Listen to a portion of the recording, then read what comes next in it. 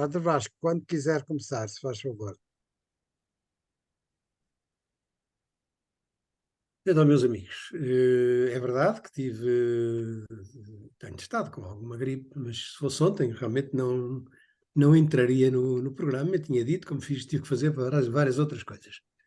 Mas depois, hoje, vendo a minha situação, tendo ido celebrar a missa há bocado, e portanto já não estou assim completamente knockout. Então, além do mais, também devo fazer uma confissão, que é, olhando bem para o texto que eu tinha hoje, ele é muito repetitivo do que da outra vez. E, Pois, portanto, me parecia que era bom eu fazer uma coisa reduzida, recuperando um bocadinho o tema certíssimo, anterior, que foi há relativamente pouco tempo, e este não acrescenta grande coisa, certíssimo, só explicitações. Se formos ver o nosso programa, da exato. última vez tínhamos aquelas páginas de ar renovador da teologia da noosfera ao ponto omega, e agora o ômega identificado com o Cristo universal, que é apenas um bocadinho do capítulo, ainda dentro do mesmo capítulo, um aspecto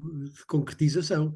E por isso achei que podia haver aqui uma reunião que será eventualmente mais rápida e, por outro lado, frutífera para ir aqui um bocadinho a esta questão muito central da identificação de Cristo ressuscitado com o ponto omega.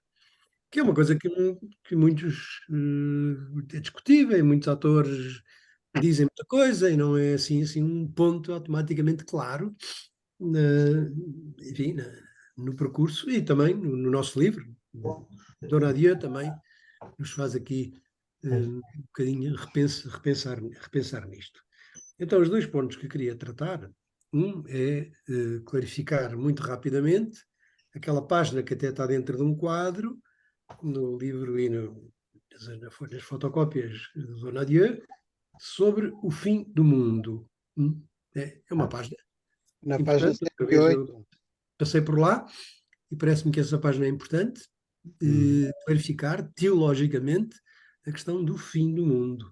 Ele mete aqui este anexo no livro e nas fotocópias,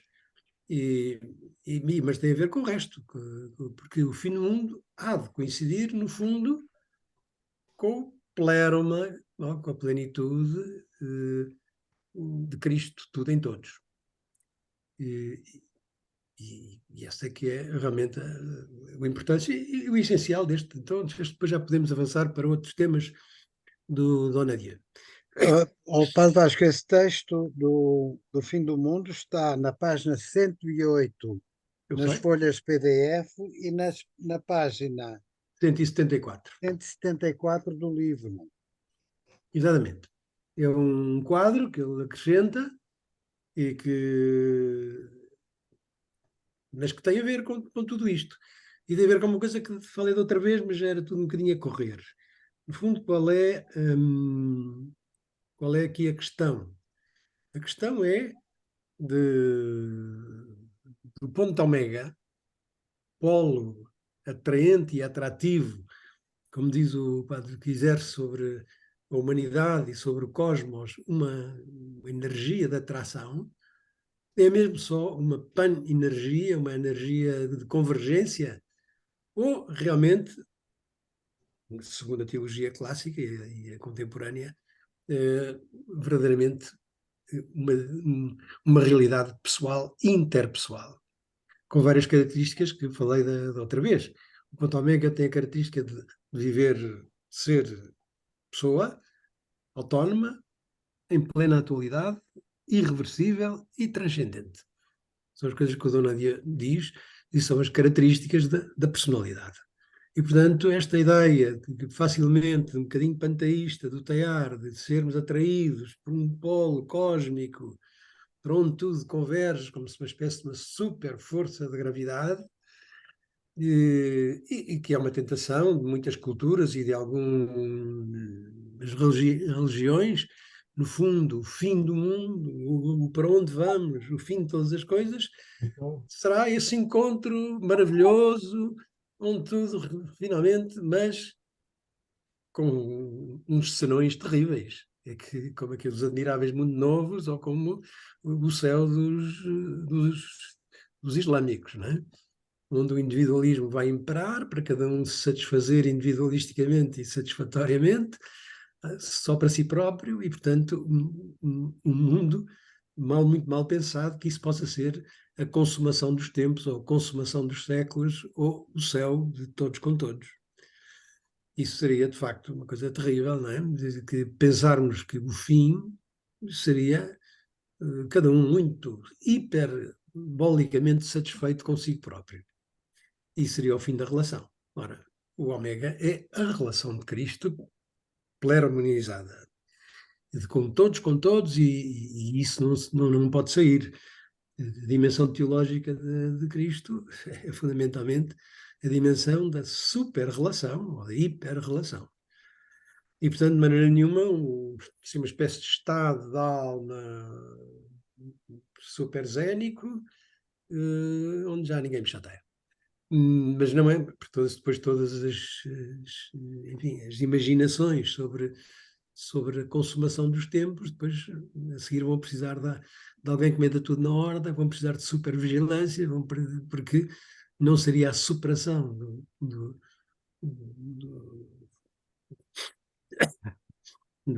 tudo o que é passageiro para a vivência plena da caridade.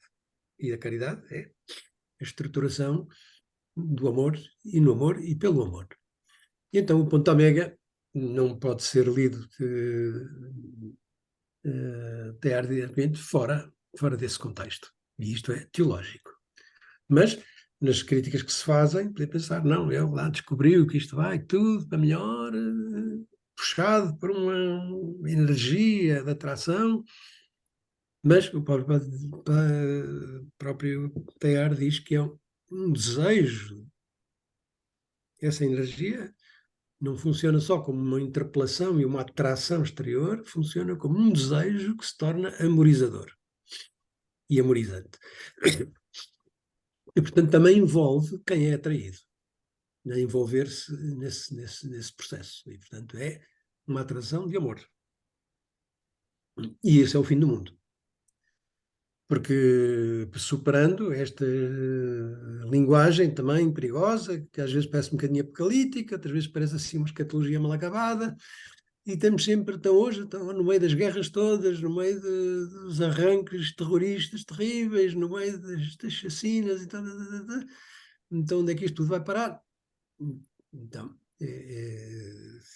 fica-se com a sensação de que estarmos aqui no mundo dos sonhos, impossível, mas o fim, claramente, desde a primeira página da Bíblia, não é o acabar com o mundo, nem a destruição. E, aliás, nada tem a ver com o termo Apocalipse. Apocalipse significa revelação do bem, finalmente se desesconde totalmente, e por isso o Apocalipse significa a revelação do bem, sempre escondido, que a nós nos compete desesconder e, portanto, viver apocalipticamente. E, portanto, o fim do mundo não é como é que isto acaba, o fim do mundo é qual é a finalidade da criação. Esse é o fim do mundo. Então, Jesus não falou do fim do mundo, falou frequentemente, desde a primeira página da Bíblia, que fala da finalidade da criação e de todo o criado. Não podia o Santo Inácio deixar de pegar nisso para começar o seu princípio de fundamento com dizer qual é a finalidade. A finalidade é a relação de amor, existimos e somos para amar e ser amados, numa comunhão sempre crescente e sempre personalizante. E esse é o fim do mundo. Bom, mas então, que tivéssemos as nossas catequeses bem claro que ao falar de fim não estamos a falar do acabou-se. Quando é que isto acaba? Quando é que Deus se cansa? Quando é que parte com tudo isto? Quando é que realmente conseguimos rebentar com a criação? E então agora nestes dias pensamos que sim, que isso é mais bomba atómica, menos bomba atómica, mas isso é o fim quanto muito seria a superação desta fase terrena, mas isso não é o cosmos, nem sequer esta galáxia, quanto mais as outras. Então, falar de fim do mundo é preciso algum cuidado, e o texto de Dona Dieu termina esta reflexão sobre a personalização deste processo, que é um caminho de todos com todos, e por isso também o texto termina com aquela frase em latina, célebre, de primeira carta aos Coríntios, capítulo 15, versículo 28, erit in omnibus omnia Deus, até que Deus seja tudo em todos. E é uma grande expressão da carta aos Coríntios. Não é? Então, a criação está em um processo de florescimento e de frutificação até que Deus seja tudo em todos. E diz lá em latim, então será Deus tudo em todos. Isto tudo em todos é muito importante, porque Deus não é só essa mera energia criadora ou condutora, força abstrata, é essa energia tripessoal que só se apreende quando somos capazes de entrar numa comunhão que nem é só de eu e Deus, mas é entrar na comunidade da qual o Ômega é a cabeça. E por isso também, a segunda parte desta minha reflexão pega nos textos de São Paulo, onde aparece com toda a frequência a imagem do Cristo Ômega como cabeça de toda a criação. Com vários exemplos, e esta ideia de Cristo cabeça. E, portanto, a cabeça não é um não pensante, nem é simplesmente uma força abstrata, é realmente, nem é só já o pensamento reflexo, é a fonte ordenadora e ao mesmo tempo libertadora, porque, biblicamente, e de São Paulo, claro, cabeça sem coração não faz sentido, e a cabeça e o coração devem entender-se no modo depois de viver e de estar sempre de uma forma tripessoal.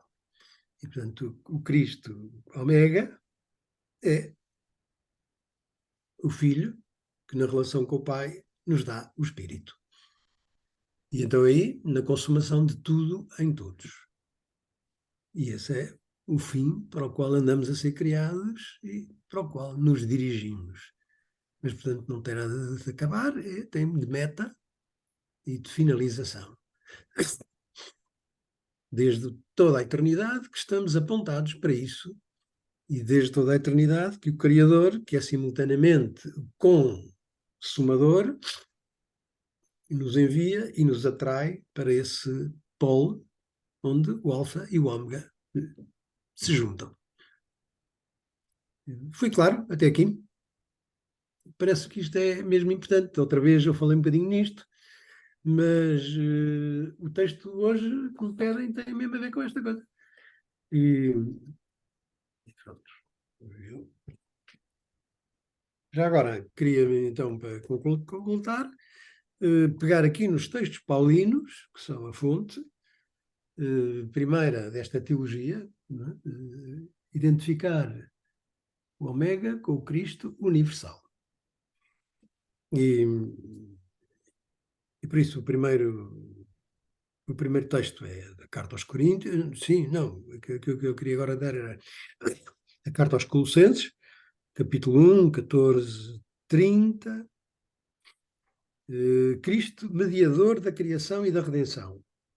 Ele é a imagem do Deus invisível, estou a ler, São Paulo, o primogênito de toda a criatura, porque foi nele que todas as coisas foram criadas, no céu, na terra, as visíveis e invisíveis, os tronos, as dominações, os poderes, as autoridades, todas as coisas foram criadas por ele e para ele, e ele é anterior a todas as coisas e todas subsistem nele, e ele é a cabeça deste corpo que é a Igreja.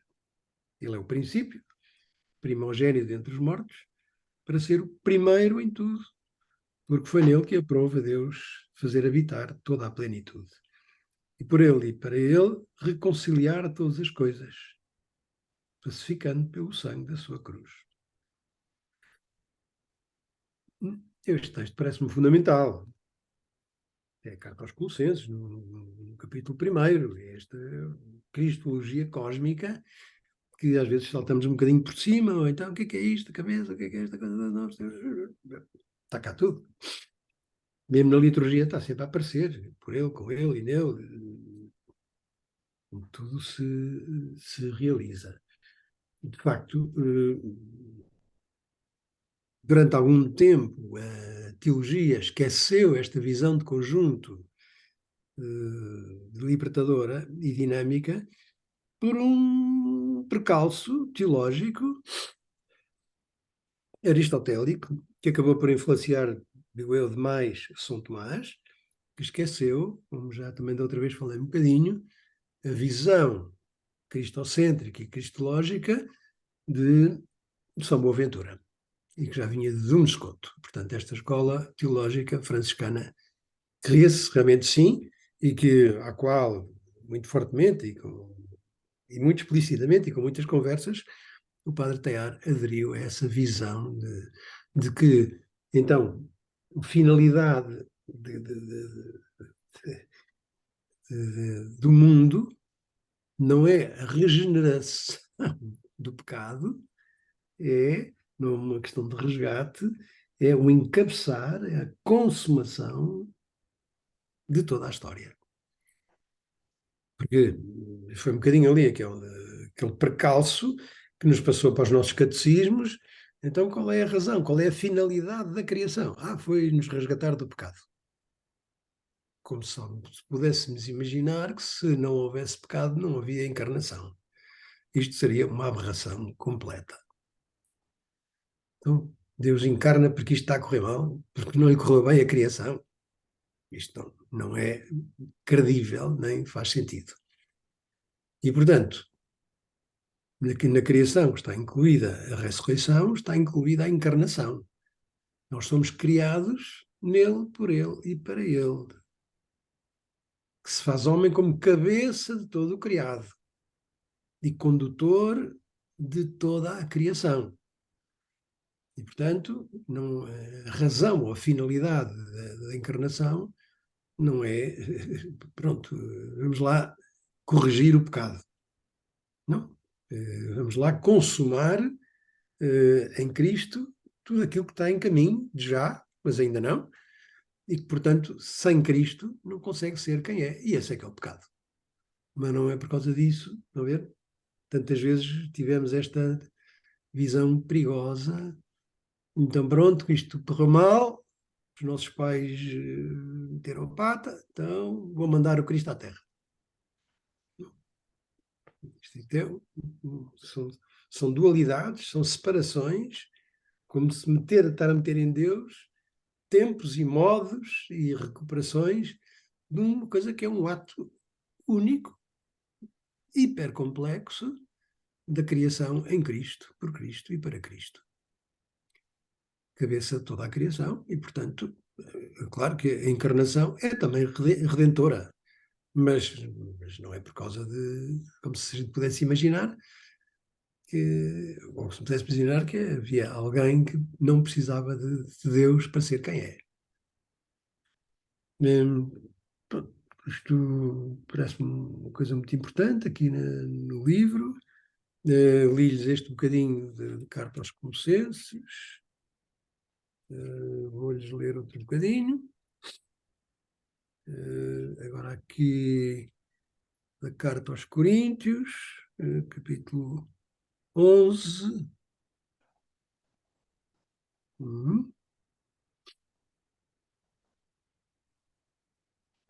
Mas quero que saibais que a cabeça de todo o homem é Cristo, e a cabeça da mulher é o homem, e a cabeça de Cristo é Deus. Essa história do encabeçar, pronto, que leva todo o corpo atrás, esta ideia da igreja de corpo, e da imagem do casal como imagem do corpo e imagem da igreja, onde há aqui uma sequência de usar este termo e esta imagem da cabeça, não é? E é muito interessante, porque explica muita coisa. Então, um outro texto, daqueles que estão citados lá no Donadieu, que é a tal que já li aquela bocadinho só até que Cristo seja tudo em todos, que é o capítulo 15, da primeira aos Coríntios. Sim.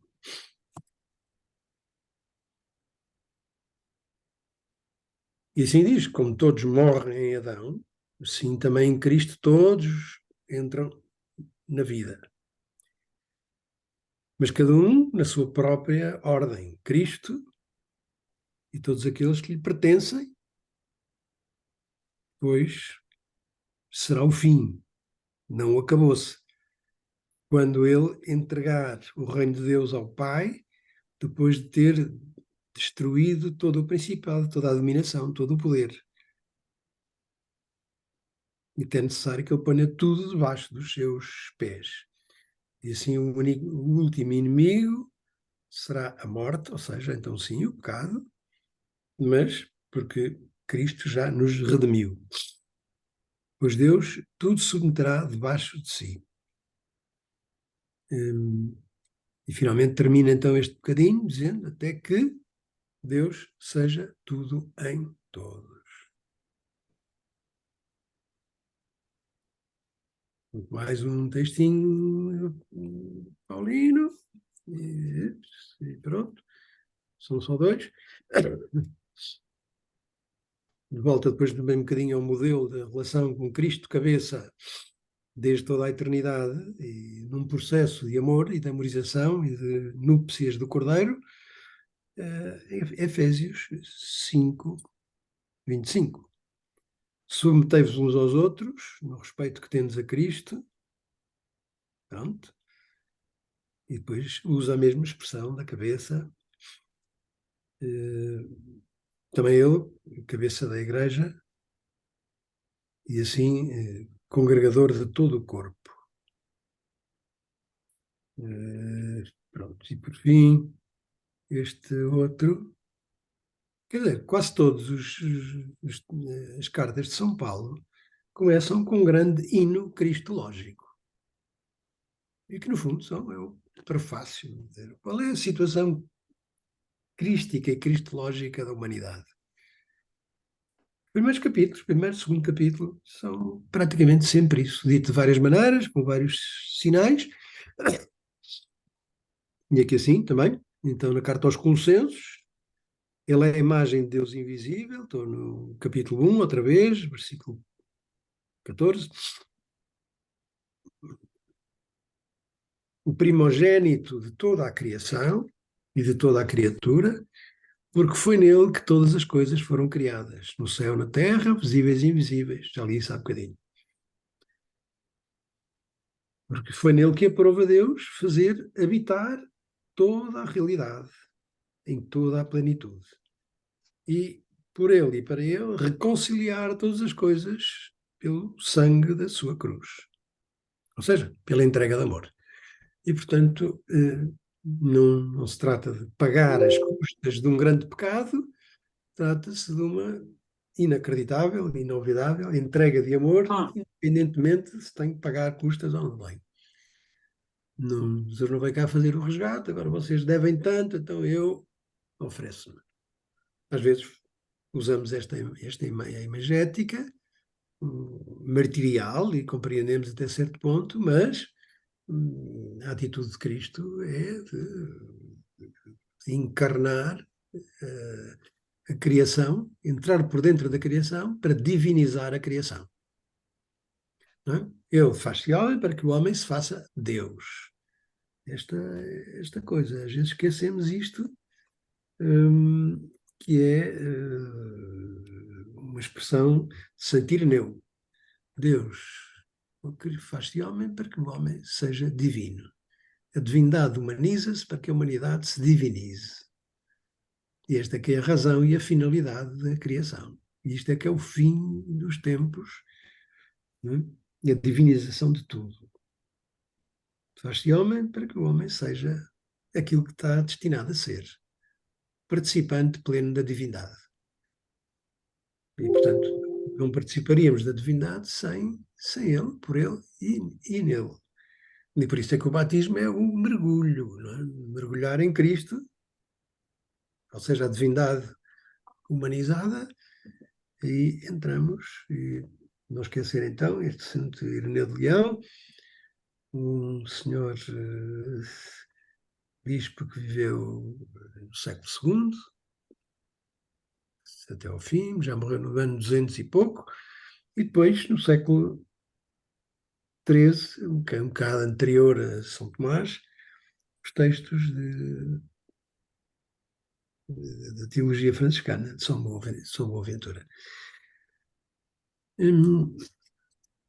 E com isto termino, para que a minha rouquidão não me ataque mais, e para dizer que, no fundo, acho que com isto eu correspondo ao título que me foi dado.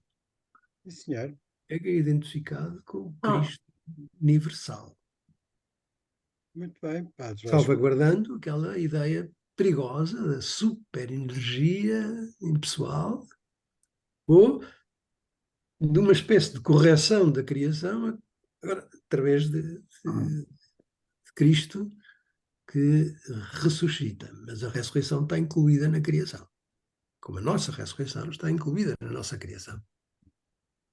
Não é? Não somos criados para a morte, somos criados para a ressurreição.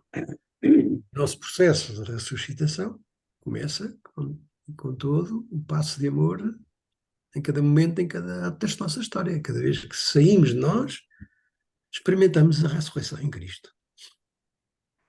Não é?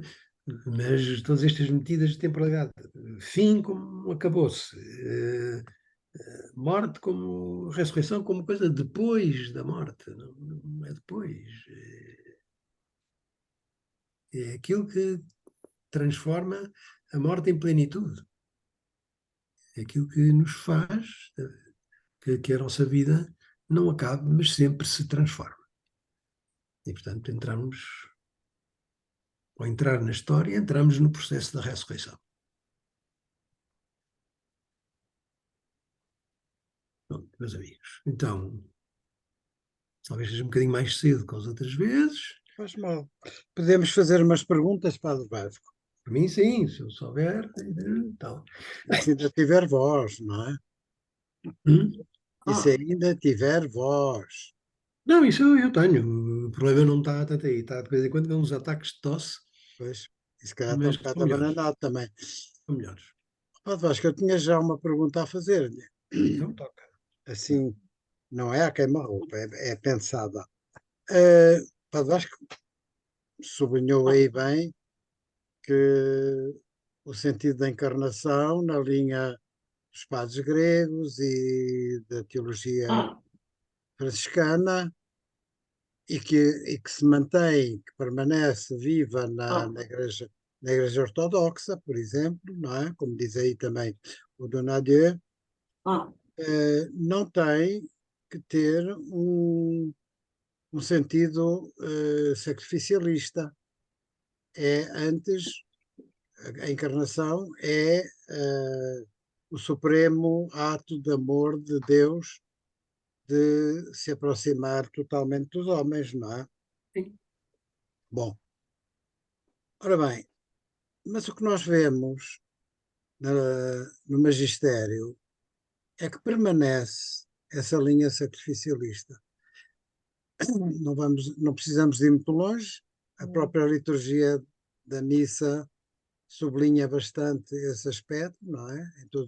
Em todos os vários passos e textos, e mesmo digamos, a pedagogia que é feita através das homilias não, não dizem isso. Dizem, antes, pelo contrário, mantêm-se bastante sacrificialistas.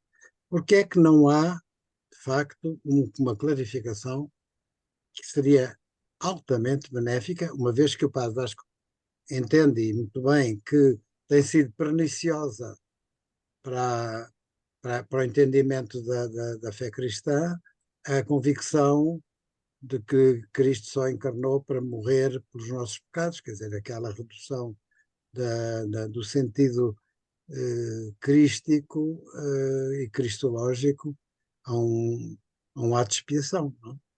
Sim. Vou perguntar, porquê é que não há uma abertura mais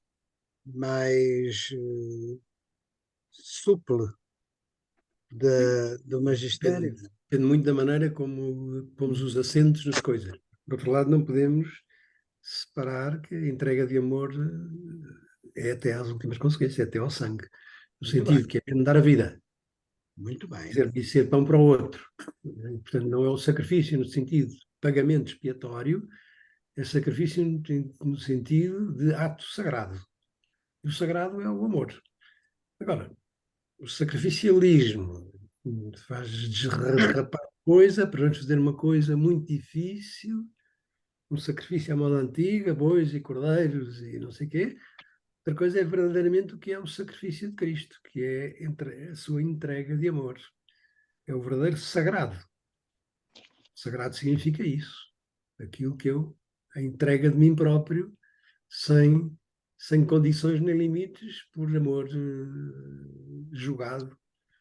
Mas, depois da história, de facto, na liturgia às vezes, no catecismo às vezes esquece de fazer aqui um bocadinho esta distinção, porque a primazia devia dar a isto, e na liturgia também, já como a liturgia do Vaticano II fez exatamente essa passagem, por isso o altar passou a ser mais mesa de comunhão do que altar de sacrifício de bois e cordeiros. Tinha perdido um bocadinho essa dimensão de ceia pascal para voltar um bocadinho enfim, à pedra do sacrifício do Antigo Testamento. Nós temos muitas estas tendências de nos segurar com o Antigo Testamento, que às vezes são perigosas, que invadem e fazem até esquecer. Não é? Repara os clericalismos agora a querer voltar outra vez na liturgia para trás e tirar o altar. Agora agora neste momento até talvez não se devesse chamar outra vez altar. Devia chamar mesa da reconciliação, mesa da comunhão, mesa do sacrifício, talvez. Mas é mesa. Mas não, mas lá vamos.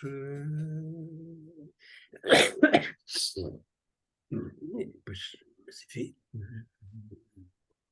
acho que é um bocadinho o testemunho que a gente deve dar, mas nisto não esvazia aquilo que é o verdadeiro sacrifício, que é a entrega de amor. Isso é que é sagrado, não é? Sagrado não foi oferecer a Deus o rebanho inteiro e. Bom, claro, gostamos muito, representa o grande ato de amor e não sei o quê, mas não era. Mas de facto, depois a linguagem, Jesus entregou-se até ao sangue e dá-nos a beber o seu sangue, no sentido de que entregar a nossa vida de amor, a entrega, não guardar nada para si, é o grande ato sacrificial. Mas não estou ali a pagar a dívida. Estou a viver o que é sagrado, não é? Uhum. Pois, isso existe, depois depende muito das catequeses que a gente faz, depende muito das liturgias.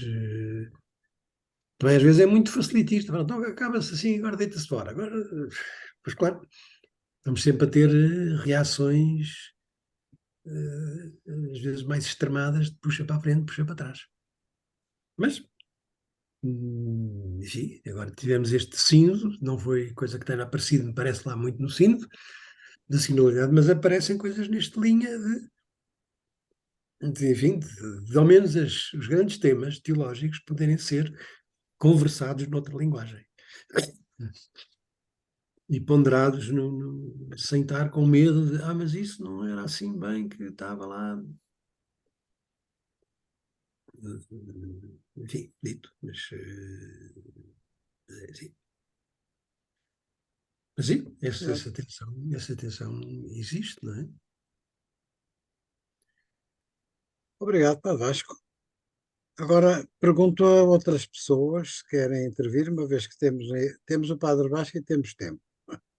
Portanto, podemos usufruir desta oportunidade para questões que se prendam com este tema ou com outros temos vindo a tratar ao longo do curso. Pois, só não queria, a partir de agora, demorar muito, muito tempo, mas enfim. Então pronto, Padre Vasco, pronto. Ok, então nesse Sinto a método, garganta um bocadinho esquisita. pronto, então vamos fechar, vamos fechar. Mas não foi nada um grande esforço. Tinha pensado nisto, pensei muito bem à tarde, se Obrigado, não obrigado dá, pelo sacrifício. e depois ponderei, não, dá bem, porque é uma coisa muito restrita, muito concreta, muito... Eu Sim. queria só, Vá, Michel, diga. levantar uma questão, mas não para responder hoje. Está bem? Não, é Sim, só sim. uma dificuldade. Mas não é para responder hoje. Eu próprio tentarei responder na próxima semana. Muito bem. Qual é a diferença entre o fim e a finalidade? O fim está no tempo, a finalidade não está no tempo. É uma questão que gostaria pessoalmente de tentar aprofundar, mas na próxima reunião. A próxima reunião, que é no dia 15, no dia 15, temos as reflexões sobre esta sessão. Portanto, nessa sessão, o Michel pode levantar essa questão e vamos debatê-la, não é? Sim, sim. Se o Padre Vasco puder estar presente no dia 15, ótimo. Se não puder, fazemos a discussão. Queria aproveitar para vos informar que há uma gralha no calendário das sessões, uma pequena gralha, é que a sessão que está marcada no calendário para o dia 2 de dezembro, que ainda por cima é um sábado, é um disparate, é dia 29 de novembro. Mas temos tempo ainda quando eu mandar as convocatórias, vou mandar com a data certa. Mas aqueles que seguem o calendário com mais atenção, podem lá inscrever que a sessão 14ª será no dia 29 de novembro. Bom, Bem, ótimo. então, olha, fizemos uma sessão mais curta, mas muito densa. Obrigado, Padre Vasco. Obrigado em dois sentidos, o conteúdo e o esforço. Se puder, Padre Vasco, se puder, no dia 15, Sim. podíamos contar com a sua presença para, então, já sem essa aflição que agora o atormenta, daqui a 15 dias já vai estar melhor, temos esperança, e nessa altura podemos. Chegou à caixa de correio de 9, 6, Está aqui 6, qualquer coisa. 4, 4, 9, 3, 1. Alguém tem o telefone a não se funcionar? encontra disponível. Após o final. Quem é que tem este telemóvel a funcionar tão ativamente? Alguém que estava a fazer uma chamada. Francisco, é o Francisco. Sou eu. Francisco Estava a Ferreira. fazer porque eu estou sem som, não consigo ouvir. Ai, não. Estás sem som? Estava a tentar ver se conseguia resolver, não conseguia ouvir. Não Mas sei, não tens tenho som? um problema. Não tens som? Não. Mas agora estás a ouvir. Sim, vocês se calhar ouvem-me a mim, mas eu não consigo ouvir. Mas estás-me a ouvir agora? Sim, mas mal. Muito mal.